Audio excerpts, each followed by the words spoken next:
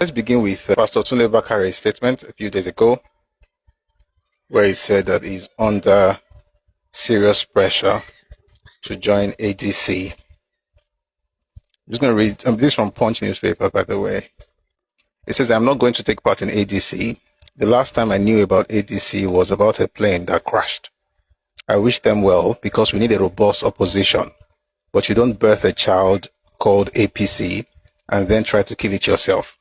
We are not going to have another Awolowo-Akintola crisis in the Southwest. If God wants to remove Emilokan, he knows how to do it. You can't get the kind of thing Tinubu has brought without God's support. Several political figures, including a former governor and minister from the Southwest, had urged me to align with the ADC. There has been a lot of pressure on me from who is who to join ADC. They come to my home. Even while I was abroad, the hierarchy of the party kept calling, saying they needed my voice." I mean, Orensi Pogon. But they made a statement. I might still read a few more things from the article, but there's a statement he made that I feel is very, very instructive. He said, "We are not going to have another Awolowo-Akintola crisis in the Southwest." You see,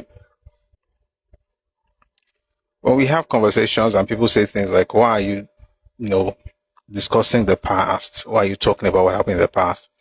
I see it a lot on YouTube, right? There are comments, people saying things like, "Why are you talking about the past?" Of course, usually because it doesn't make the forebears look good. But you see, one of the good things about history is that it teaches you where your predecessors have made mistakes, and hopefully if you're wise enough, you won't fall into the same ditch. So when he said that we are not going to have another Awolowo-Akintola crisis in the Southwest, that tells you that it's someone who doesn't want to repeat the mistakes of the past.